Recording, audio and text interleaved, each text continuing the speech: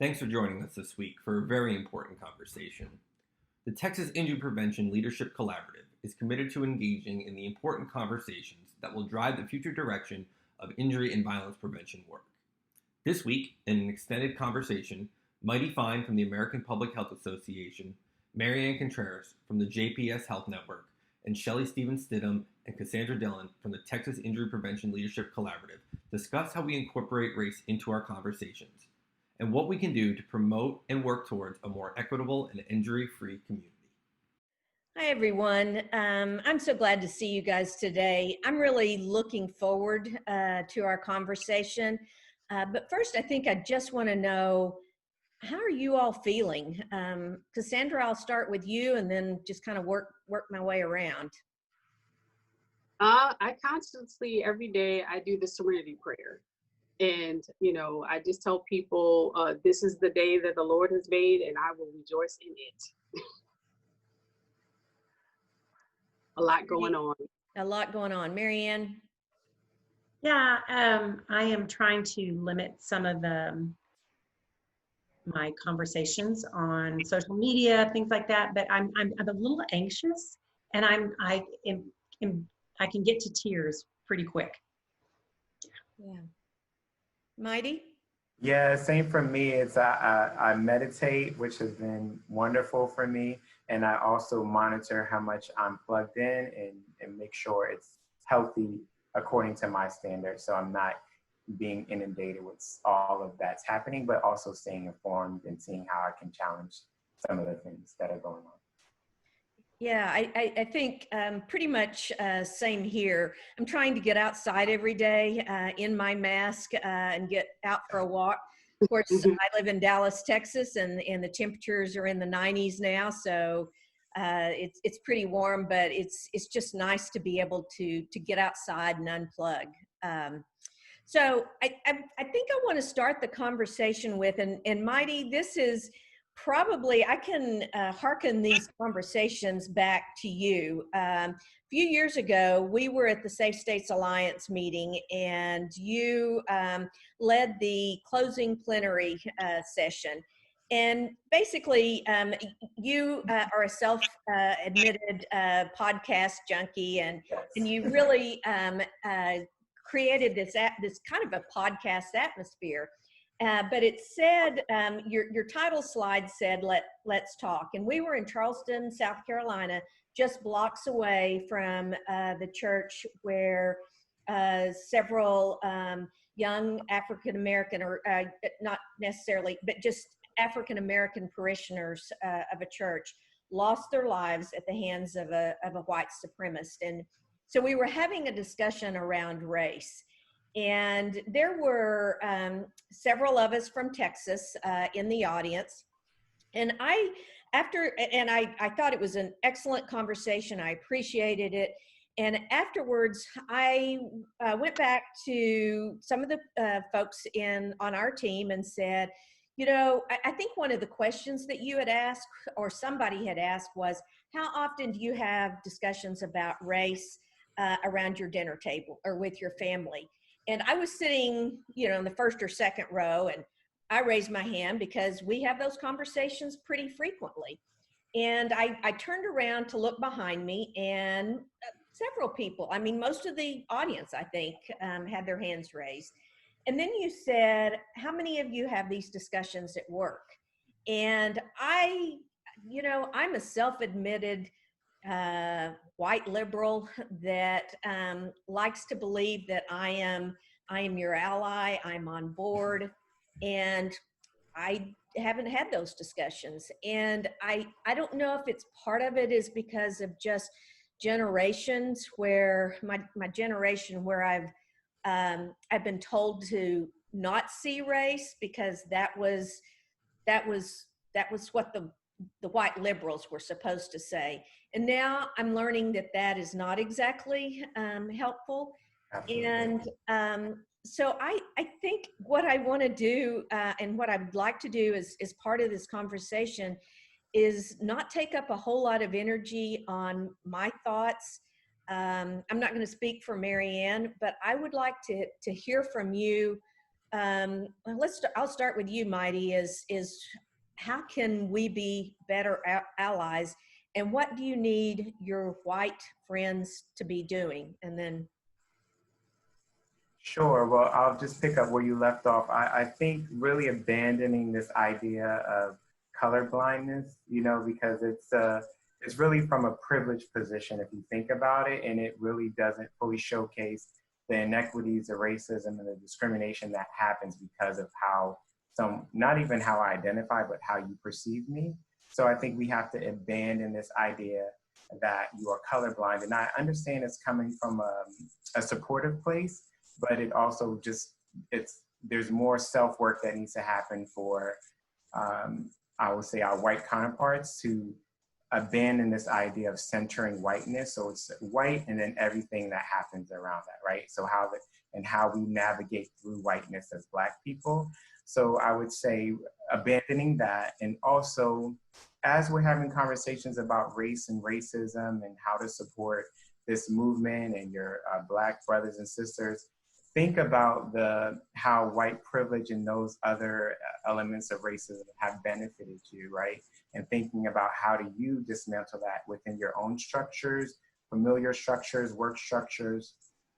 And I think that will help those who are not oppressed by the system to understand more fully how it's happening. Obviously, you'll never understand what it's like to be a Black person. That's not what I'm asking, but just asking you to do the own critical assessments to see how the system has benefited white people. And I think it provides a better perspective of how racism operates and how we have to navigate a world that doesn't always value our lives. I appreciate that, and I think that's something that I'm trying to do. But to your point, I have never had to consider my whiteness.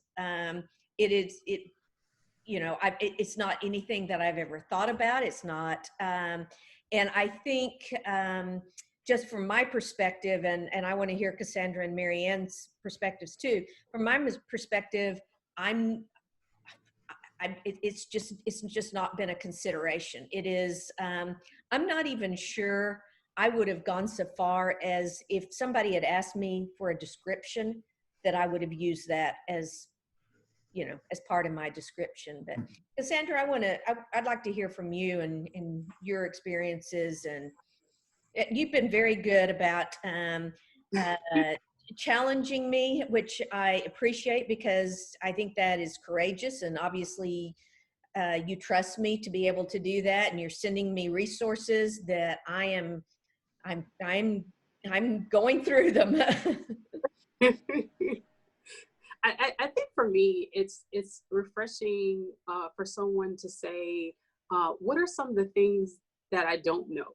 Can you help fill in some of the blanks? Because I think sometimes when you come from a place of privilege, you don't know what it is you don't know. I mean, how would you know that you don't know it, right? And so just saying, hey, give me some things. Where's some things that I can look at? Give me a different point of view. And I think that's really what it's about, is saying, you know what, let me just see a different viewpoint and see things from your lens, because that will help me understand you a little better. So when I speak, you will understand my perspective, because we have to understand that each person is a culmination of their experiences. And so if you don't understand my experiences, then how do you fully understand who I am when I stand in my place and I speak? And so being able to say, I understand those experiences, and and not saying that I'm just going to gravitate and take hold to them, but just understanding that they're different. I think that is probably something that is important. We could all learn those conversational skills across anything. Mary Ann, I know you've got a little bit of a different perspective than I do, and one of the things that you have said to me before is, I thought I understood this, but until I started living some of this, I didn't get it.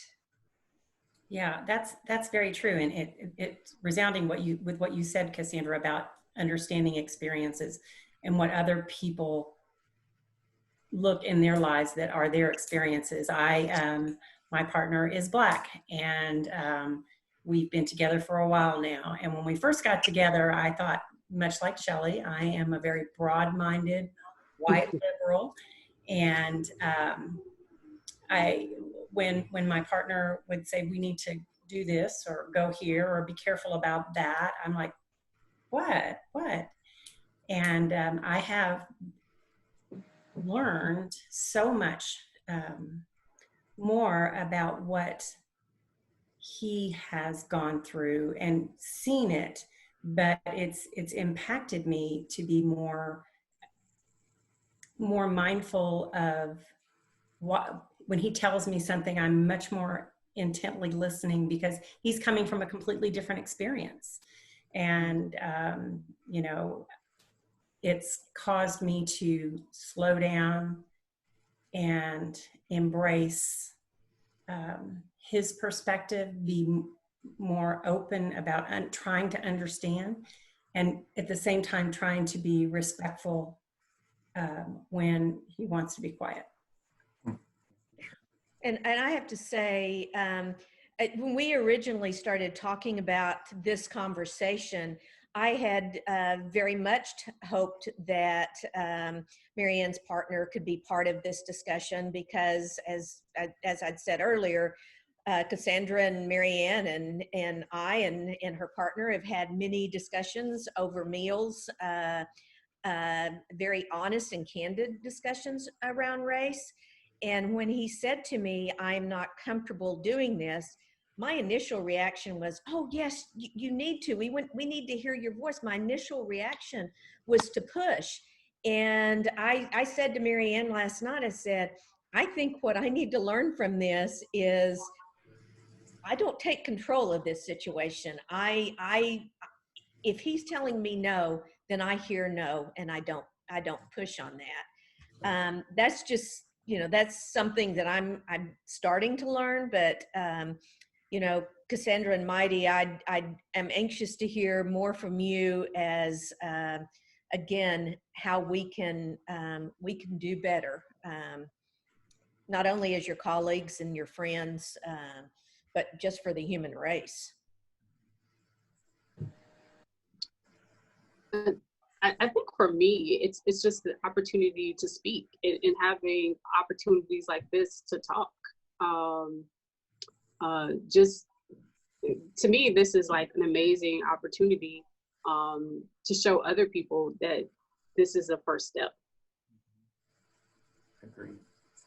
Agreed. And I think also calling it out and naming it when you see it at play, right? I always say that, particularly now with social media, we've gotten better at calling out a racist, right? They might get fired, they may go viral, they may be publicly shamed. And not to say that's an easy task, because we've seen that racists go unpunished, right? But the more challenging thing is to attack the system that supports that type of behavior. And I feel like that's where we need allyship. Thinking about, like we talked about before, at your dinner table or in your organization. Like if you look around and you see everybody's looking like you, that's probably problematic, right? So what's really being done for diversity and inclusion? And because it's not just about the person's race, but like Cassandra mentioned, you bring your lived experience with you, you bring all those other tools with you to help shape the conversation and discourse when we're talking about programs or policies, or even working to change the hearts and minds of those who subscribe to racist ideologies without maybe understanding that they do. So again, having these conversations to uplift that, and not in a place where we're shaming or ridiculing, but really opening the space for learning and making these seemingly uncomfortable conversations commonplace and getting comfortable with being uncomfortable. You mentioned uncomfortable conversations, and I think, Mighty, I've told you this, after the Safe States meeting, we went back to our organization, and one of my colleagues had said, let's start doing a let's talk conversation once a month. not mandatory. Anybody can show up at lunchtime, bring your lunch, and we'll just, and the purpose was to create safe spaces to have uncomfortable conversations. It was going great, in my opinion, in my colleagues' opinion. It was a lot of people were attending, and then one of the leaders got wind of it and became very, in my opinion, risk averse. Was concerned that we were talking about race at work, and we shouldn't be doing that. Thought we were talking about politics at work, and we shouldn't be doing that. And I think that I think there are a lot of people out there who are afraid of the conversation, and and I don't know how to.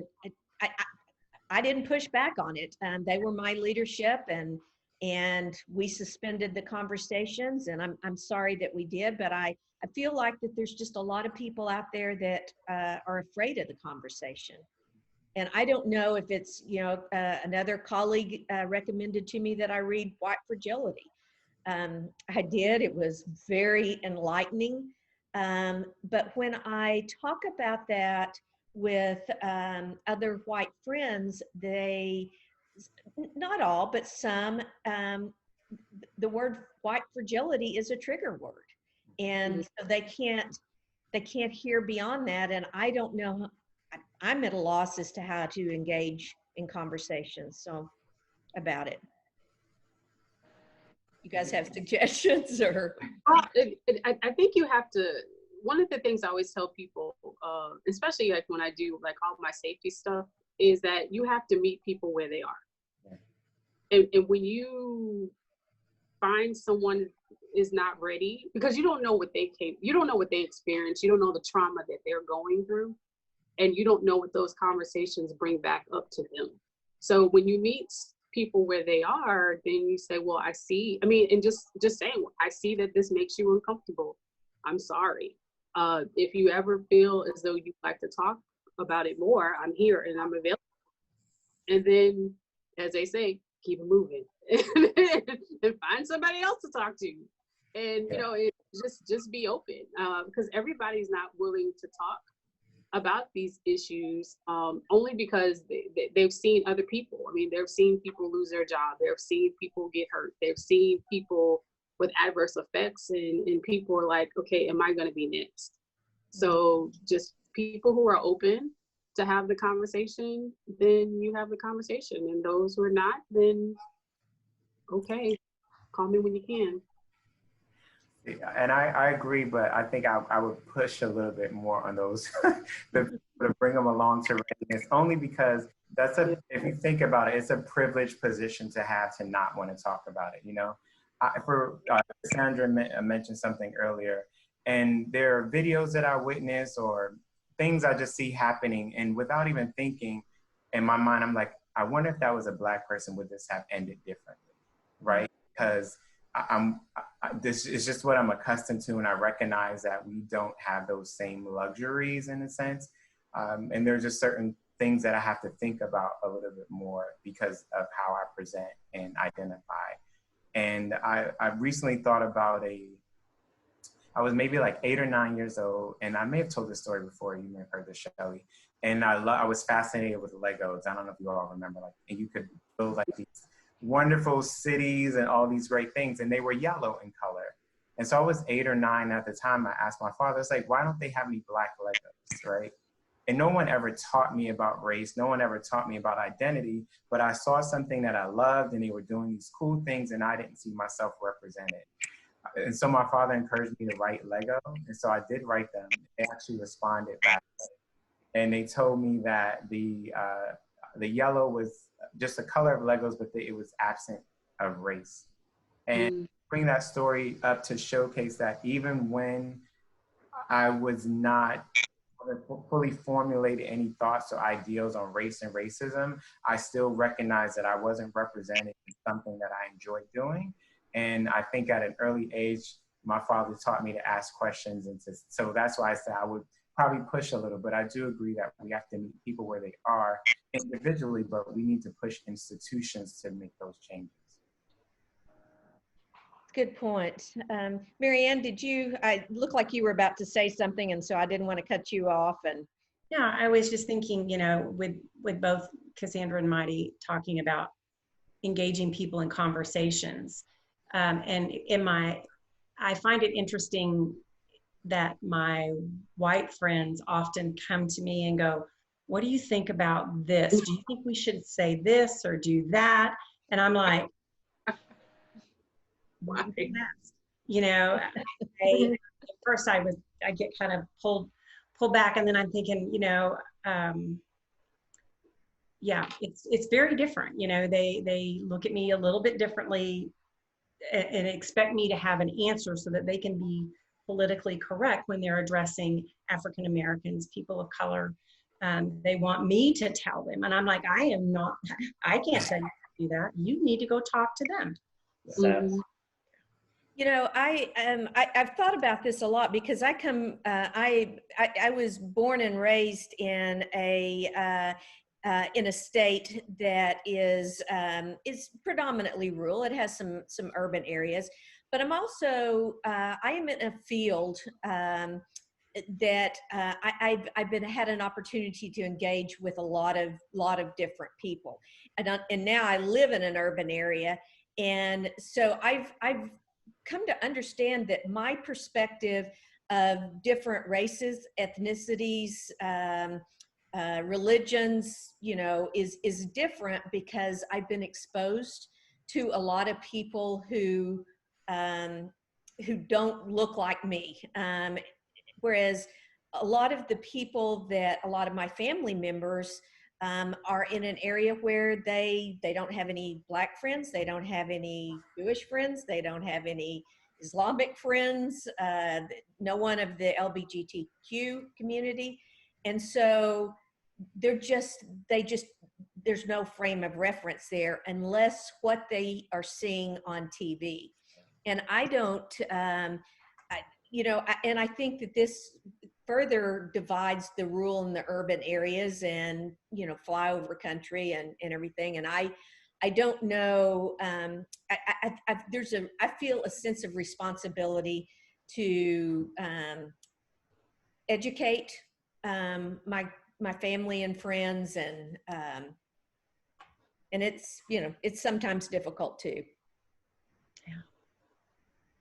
And you know, as you were saying that, I was thinking, my family is originally from Mississippi. In fact, I was almost born in an outhouse. And so, yeah, I know. I was almost born in an outhouse. And so, you know, I grew up seeing racism on a whole different scale. You know, my dad is a Marine, he's a vet. And, you know, I grew up, you know, he used to tell me, the world don't love you, and you need to learn that early, that they don't love you, and you need to learn how to be an individual by yourself. And so I grew up thinking, I don't know why they don't love me, but I know I'm going to be strong, right? And so those experiences, you know, I just think from being in a rural area, you know, living in Metairie, New Orleans, and then traveling the world, and then being able to come back and have conversations with people and understand where they are, because I've seen where they came from. You know, Mary Ann has something that she always says, speak the truth in love. And I've been trying to do that without, that's the message that I'm trying to give to Cassandra's.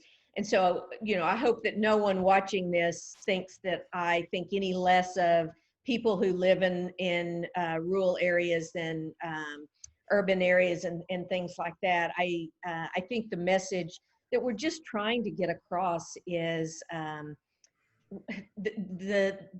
these are called conversations, and I feel like we have all lost the ability to have a conversation, whether it's, you know, racial, religious, political, or yeah, we don't all have to think the same, but we do treat each other the right way that we were created to treat each other. You know, we're supposed to love one another.